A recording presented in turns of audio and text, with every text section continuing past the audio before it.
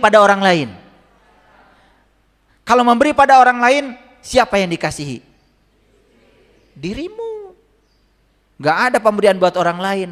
Semua kembali pada diri sendiri. Makanya orang yang mengasihi diri sendiri, sudah timbul welas asihnya, gak pelit.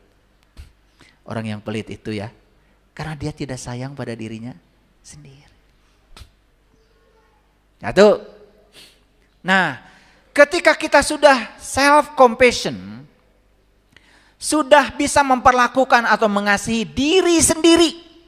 Yuk, sayang gak sama tubuh kita? Sayang. Tadi pagi makan apa?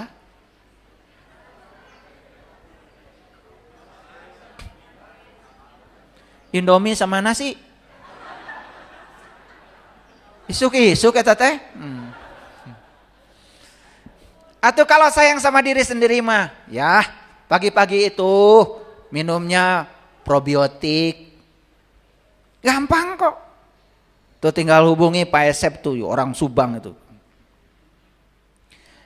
Siapkan air 2 liter. Air yang sudah matang. Masukkan pada tumbler. Cincang nanas Subang bagus. Masukkan ke tumbler. Sama bogolnya, kecuali kulitnya. Suka salah kadang-kadang ya, langsung dicincang aja. Setelah itu kemudian ambil jeruk nipis 15, peres, masukkan lagi ke situ. Di BSC itu ada jamaah kita yang memproduksi madu organik. Ya pokoknya madu lah. Syukur-syukur kalau madu organik. Ambil madu setengah gelas. Masukkan ke situ. Tutup 2 hari. Itu akan terjadi fermentasi. 2 hari sudah bisa panen. Buka. Nanti akan meletus. Duk. Berarti gasnya sudah ada. Itu bakterinya sudah banyak. Itu bakterinya sangat menguntungkan buat lambung, buat usus. Pagi-pagi sebelum makan apa-apa, minum probiotik itu. Sayang pada diri sendiri, biar ususnya bagus. Pembuluh darahnya tidak ada sumbatan. Betul? Habis itu makan buah. Makan buahnya silakan, sesuai selera. Tapi sesuaikan dengan golongan darah. Coba. Kan sayang pada diri sendiri. Pagi. Tadi apa? Gehu. Cireng. Apa lagi? Mie ayam. Bubur juga. Kupat tahu. Ya. Karbo semua. Betul nggak? Berat itu pankreas. Akibatnya apa? Tidak terasa. Tiba-tiba gula darah naik.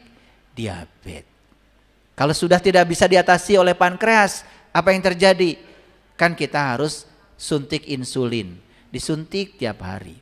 Membantu supaya pankreas bisa mengubah karbo menjadi energi. Olahraga nggak tadi pagi? Tuh. Katanya sayang pada diri sendiri. Ini masalahnya kan sebetulnya boro-boro welas asih buat orang lain. Buat diri sendiri aja masih masalah. Olahraga enggak. Nyanyi-nyanyi enggak tadi pagi? Kalah sama burung aja enggak punya beras nyanyi-nyanyi. Ya toh, bangun tidur malah cemberut. Betul enggak? Wah, itu namanya enggak sayang. Makanya penyakit utama kita itu apa itu? Stres, depresi. Ya toh, kesadaran tidak muncul, hidup dikendalikan oleh pikiran. Wah, itu neraka semua itu. Udah. Kalau saya cerita ini nggak habis-habis. Nah, tapi sekarang setelah ini mau menyayangi diri sendiri. Oke, mau mengasihi diri sendiri. Oke, memberi buat siapa? Buat diri sendiri. Tidak marah-marah buat siapa? Buat diri sendiri. Melawan kekerasan dengan cinta kasih buat siapa? Buat diri sendiri. Sudah siap? Ngaji dengan saya berat memang. Mau jadi luar biasa, caranya juga luar biasa. Jangan licik, mau hasilnya luar biasa tapi caranya biasa. Hati-hati ya, ingin jadi orang sabar akan dihadirkan orang-orang yang tidak sabar. Gitu. Itu polanya begitu, alam itu seperti itu ya. Gitu. Lantung. Cara ini akan membuat kita tidak membedakan perlakuan kepada diri sendiri dan orang lain. Orang yang sudah sukses mengasihi dirinya sendiri, dampaknya dia melihat kesetaraan antara dirinya dengan orang lain. Lalu dia tidak akan memperlakukan sesuatu pada orang lain yang dia sendiri tahu kalau diperlakukan seperti itu dia pun tidak mau. Makanya puncak akhir dari kebijaksanaan seseorang adalah lihat cara dia memperlakukan orang lain. Kalau dia memperlakukan orang lain seperti dia memperlakukan dirinya sendiri, itu tanda sudah tumbuh welas asihnya. Jujur ini jujur ya, jujur. Coba ngasih makanan buat diri sendiri dengan orang lain sama enggak? Rada sumbang sebelah sini nih, mulai sumbang. Sebelah sini masih mending ada suaranya daripada sebelah sini. Tapi mulai sumbang, ya. Kadang-kadang memberi pada orang lain itu bukan yang terbaik, bukan yang kita sukai. Kalau sudah tidak termakan, sudah basi dikasih. Lalu dibungkus dengan kain kehormatan. Saya mah peduli pada tetangga, padahal mah teu behak.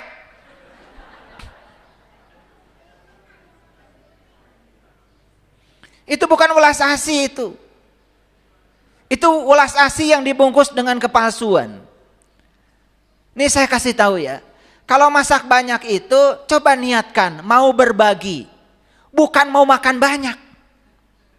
Dan kebanyakan masak banyak itu sieun teu wareg. Karena mau makan banyak. Tah lamun geus bikin. Coba niatkan dari sejak awal masak banyak itu karena memang mau. Saya dengan istri saya nih, mohon maaf nih istri saya. Kalau pergi kemana-mana itu, mana-mana. Mau beli baju aja buat orang lain. Ya, itu harus sama dengan yang saya pakai. Karena kalau tidak sama, misalkan, kerbatur, murah. Itu sudah melanggar Quran. Karena di Quran dikatakan, tidaklah disebut memberi, kalau kamu belum bisa memberikan yang kamu cintai. Artinya kita memberi pada orang lain itu sebetulnya karena tahu memberi itu untuk diri sendiri. Maka saat kita memberi pada orang lain harus sebagus memberi pada diri sendiri. Siap gak gitu? Ini saya mengajarkan hidup berkelimpahan. Dan banyak orang yang sudah percaya dan mengalami ini. Ternyata ada yang mulai kecanduan. Ternyata yang luar biasa. Ketika dulu saya memberi itu pada orang lain, paling juga yang sudah tidak kepake, no urut, eta ge lamun geus bosan makena. Sekarang saya memberi yang saya butuhkan pada orang lain, seperti saya memperlakukan diri saya kepada orang lain. Ternyata apa yang terjadi? Welas asih berkembang dan yang luar biasa apa? Keberkahan mulai datang. Saya ini PNS yang setiap hari tanggal 1. Gak ada tanggal 2, gak ada tanggal 3, gak ada tanggal 30. Setiap hari tanggal 1. Tahu kan maksudnya? Tiap hari gajian. Gimana caranya? Welas asih. Orang yang benar-benar memiliki welas asih akan memandang setara semua makhluk. Sudah tidak ada lagi membeda-bedakan. Mohon maaf ya hadirin. Kadang-kadang kita mau ngasih sama orang aja, ini saudara atau bukan? Betul nggak? Ini perlu ditolong atau tidak? Bayangkan ya, orang sudah sekarat harus dimasukkan rumah sakit, masih ditimbang-timbang.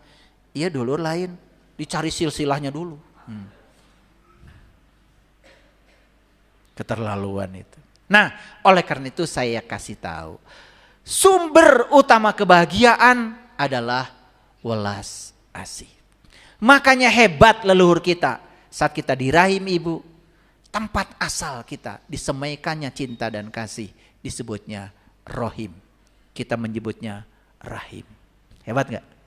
Yo atuh kembali baralik kadinya, kembali ke situ ya. Makanya ajaran leluhur kita makan luar biasa. Sili asa, sili asih, sili asuh, silih wawangi.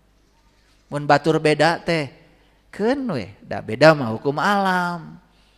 Jangan suka menjas orang. Sesat. Waduh. Orang yang suka menyesatkan orang lain itu karena dia belum baca Quran.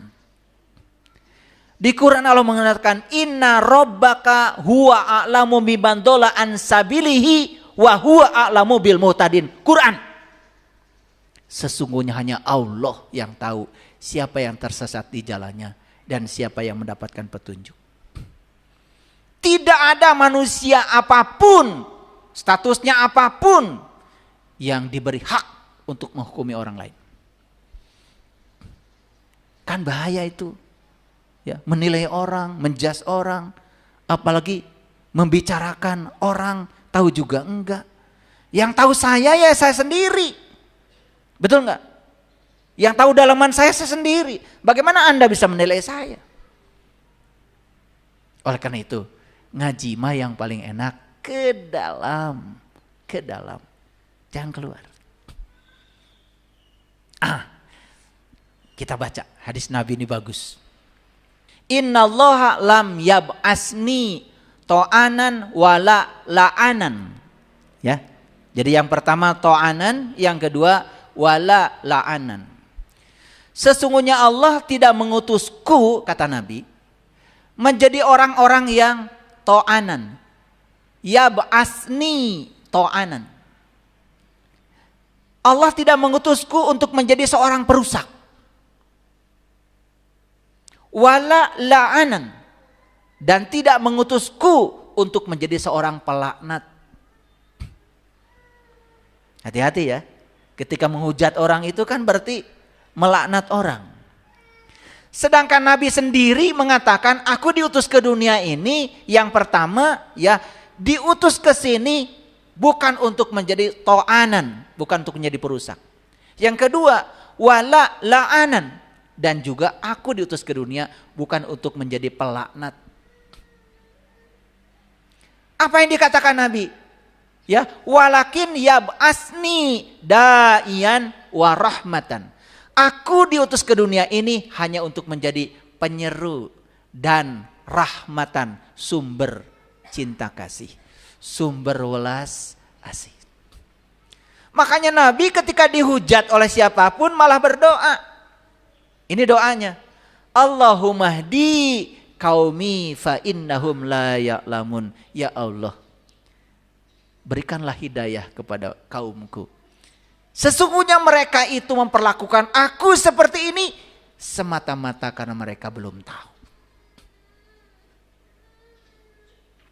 Nah ini yang ngaku umatnya Nabi Muhammad. Contoh dong Nabi Muhammad. Beliau itu bukan sebagai sumber perusak, bukan sebagai pelaknat. Beliau mengatakan, aku diutus walakin yab'asni da'iyan wa rahmatan. Aku diutus ke sini untuk menjadi dai, penyeru, pengundang, wa rahmatan, dan sumber cinta kasih.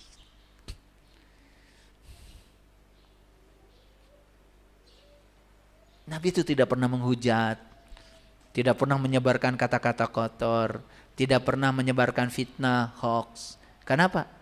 Beliau malah justru berdoa, Allahumma hdi qaumi fa innahum la ya'lamun. Harusnya gitu umatnya Rasulullah.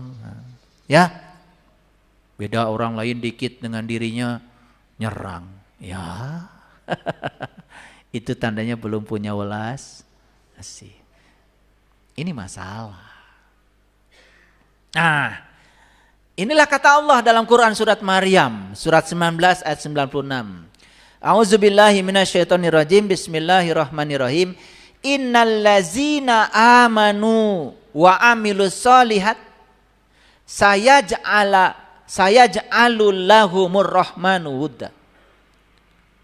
Sesungguhnya orang-orang yang beriman dan beramal soleh, kelak Allah akan, yang maha pemurah, akan menanamkan dalam diri mereka rasa kasih sayang. Sudah tahu pesannya dari sini? Jadi ternyata rasa kasih sayang ini akan ditanamkan pada diri-diri orang yang beriman dan beramal soleh. Mau ditanamkan oleh Allah rasa kasih sayang. Syaratnya apa? Syaratnya apa? Ini jelas. Innallazina amanu wa amilus solihat sayaj'alu lahumur rahmanu wudda. Syaratnya untuk ditanami kasih sayang itu harus beriman dan beramal soleh. Nah, kenapa? Bagaimana saintifiknya? Kenapa untuk disemaikan cinta kasih harus beriman? Kan iman itu bukan percaya. Kata Nabi, al-iman tasdikun bil qalbi wa ikrarun bil lisan wal amalun bil arkan.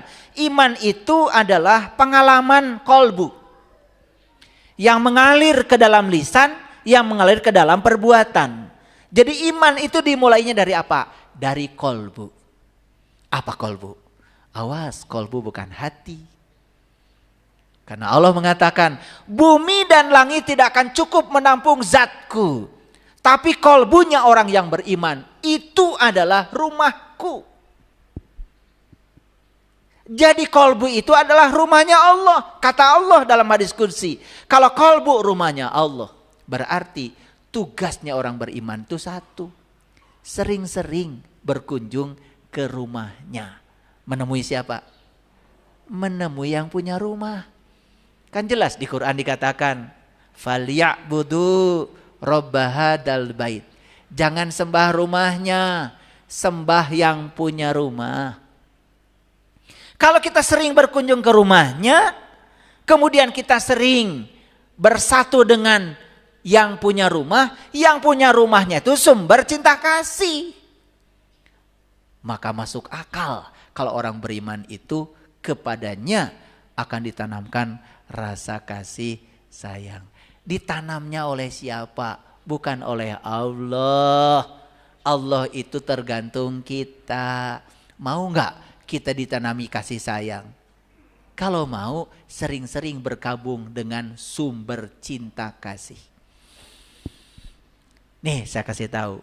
Makanya orang-orang yang sudah ma'rifatullah, sudah betul-betul mengenal Tuhannya, dan dia itu sudah merasakan kehadiran dia di setiap ruang dan waktu. Cirinya satu, welas asih, nyaahan dedehan. Makanya puncaknya belajar, kalau menurut Eyang Prabu Siliwangi, nyaah kanu ngewa. Tahu ya? Nyaah kanu ngewa itu sayang sama orang yang benci kepada kita. Karena kalau kita sayang pada orang yang sayang kepada kita, biasa. Kita sayang pada orang yang membenci kita. Itu puncaknya belajar itu. Makanya puncaknya spiritualnya Eyang Prabu Siliwangi, Raja Pajajaran yang tersohor itu bukan sekedar Sili Asa, Sili Asi, Sili Asu, Siliwawangi. Tapi puncak pelajarannya adalah nyaah kanu ngewa. Dedeh pada orang yang membenci kita. Tas tiasa. Jarempe palebah dia mah. Betul? Boro-boro sama orang yang benci sama kita, sama orang yang baik sama kita, sayang sama kita aja, kadang-kadang kita suka membencinya. Ya Allah, yang seperti ini bagaimana mau menjadi sumber cinta? Paham? Oke, ayat ini sudah mengerti. Allah akan menanamkan kasih sayang kepada siapa? Yang beriman dan beramal soleh. Sudah saya jelaskan ya. Yang ngaku-ngaku beriman gak bisa. Gak bisa. Nah, kan ada pertanyaan sekarang. Kok saya ya? Kan dari dulu juga udah ngaku beriman, tapi masih beringas. Melawan kejahatan dengan kejahatan. melawan kekerasan dengan kekerasan. Mun batur ngajak pasea resep hobi. Betul? Mun aya nu amak malah leuwih gede manehna mah. Tapi ngakunya iman. Nah ini masalah. Karena sesungguhnya kalau kita iman beneran, rasa kasih sayang itu akan muncul dengan sendirinya. Kenapa? Orang yang beriman itu disebut di Quran ulul albab, ahlul bait. Orang yang bolak-balik setiap ruang dan waktu berkunjung ke rumahnya Allah yang sejati. Yang lebih dekat kepadanya, melampaui dekatnya urat nadi lehernya. Bagaimana tidak kasurupan ku sifat Allah.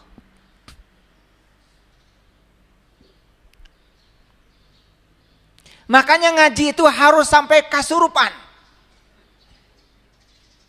Awas, bukan weluh wah, weluh weh. Kasurupan itu bahasa Qur'annya sibgotallah.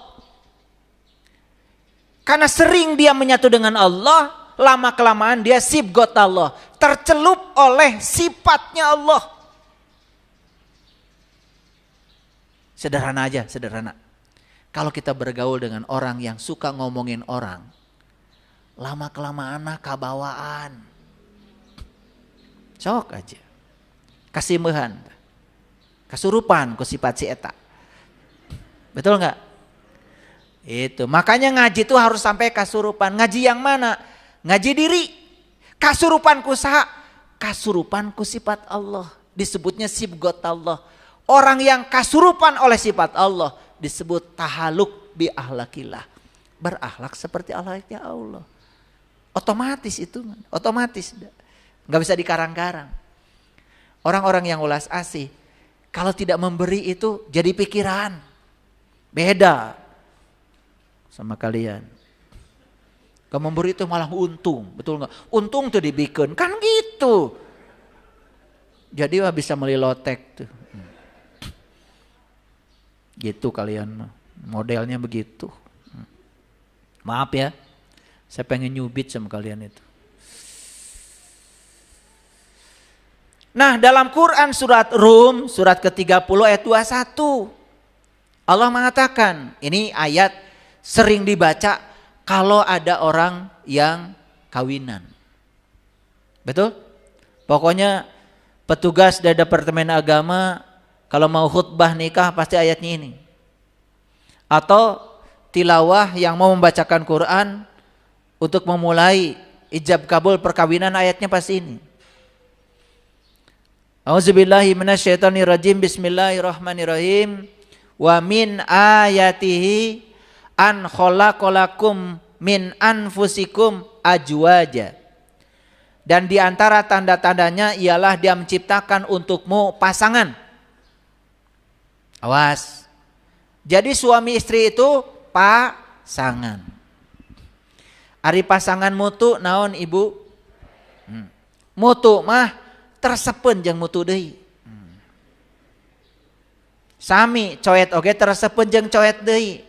Da moal bisa nyambel dinu coet ku coet.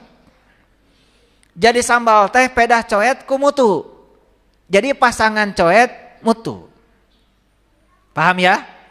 Saya tanya sekarang, pasangan positif apa Bu? Nah, pintar. Pasangan sabar apa Bu? Jawab atuh. Tidak sabar. Pasangan cerewet apa Bu? Ya. Pasangan berehan apa Bu? Nah. Kalian itu akan dipasangkan dengan yang berlawanan. Karaos ente? Keur bobogohan macan karasa palsu. Gombel. Tah lamun tos amprop saminggu 2 minggu katingali aslina, katingali pelitna munu pelit. Katingali berehanana munu berehan. Baru sadar, oh ternyata pasangan saya berbeda 180 derajat dengan saya. Setelah sadar malah ingin pisah. Dengan harapan dapat yang sama. Ari sama malain pasangan atuh.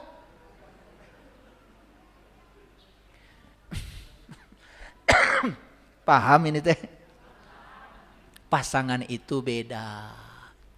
Makanya pernikahan itu tujuannya cuma satu. Latihan menerima dan menghargai bahwa saya dengan pasangan saya beda pisan. Gitu. Kartos.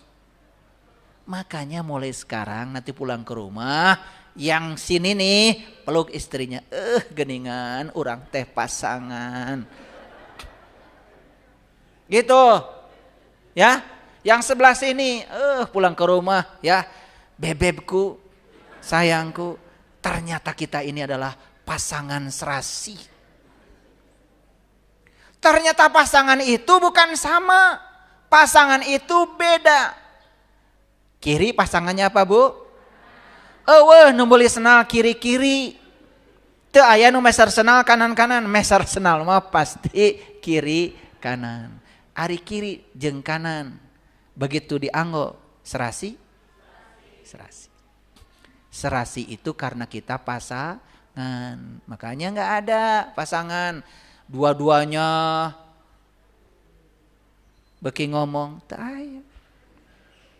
Mun carogena calik bojona bagian ngacapruk.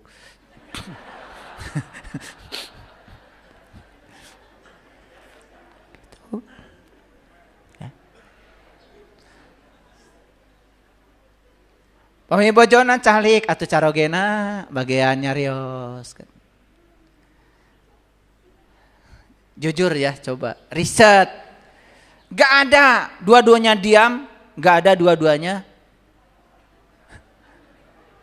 cerewet. Punten ya tadi ngacapruk.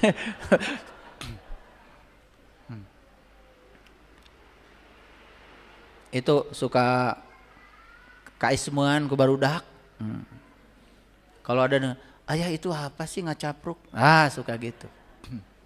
Kalau ada pembicaraan yang gak karu-karuan tuh, apalagi bohong gitu ya tuh. Kalau anak-anak saya suka bilang ngacapruk. Kalau istri saya bilangnya gini, teu usum cenah OTW mah. Ayeuna mah GTW.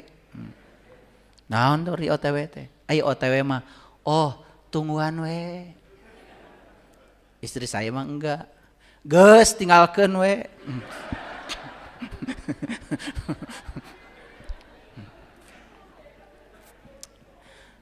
Ngartos Bu, pasangan? Ieu teh sok dibaca ayat ieu teh. Boh anu bade nikah, boh anu ngarojong kanu pernikahan. Ngan teu sadar. Da eta we anu di pikiran teh opor. Betul enggak? Makanan nu ngaos-ngaos. Bari jeung teu kaharti, betul enggak? Wa min ayatihi an khalaqalakum min anfusikum ajwaja. Ajwaja itu pasangan. Sadar ayeuna mah. Enggak usah nyari. Enggak usah nyari yang enggak ada. Yang ada itu yang sebenarnya. Yang halusinasi pikiran. Nah ini nih. Aduh geningan. Caroge abdi teh kieu pisan. Bade ngagugat we. Bade ka mana Bu? Mugia abdi kenging jodoh anu langkung saya teh kieu. Moal sarua atanapi leuwih goreng. Hukum alam nama kitu we. Ya meh salaladar cing atuh tong ka pengadilan agama wae. Saeutik-saeutik pengadilan agama. Karunya Pak Hakim. Secara ribuk. Ya. Kalau semua orang sadar bahwa sebenarnya kita pasangan dan tujuan pernikahan latihan menerima dan menghargai bahwa kita beda. Keren. Disitulah akan muncul namanya dandang gula tadi. Bijaksana. Betul? Bisa menerima pasangan apa adanya. Hati-hati, yang suka ada di pikiran mah itu mah hayalan. Ya. Nah, maka dipirak Ibu. Caroge abdi teh eta demes.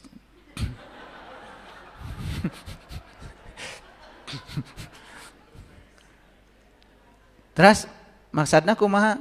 Ya abdi teh hoyong nu rada mancung we cenah sakedik. Bu, leuwih demes ge teh manggihna ge. Sok. Makanya di sini dikatakan supaya kamu cenderung dan merasa tentram kepadanya. Kita itu akan cenderung dan merasa tentram jika kita bisa menerima pasangan kita apa adanya.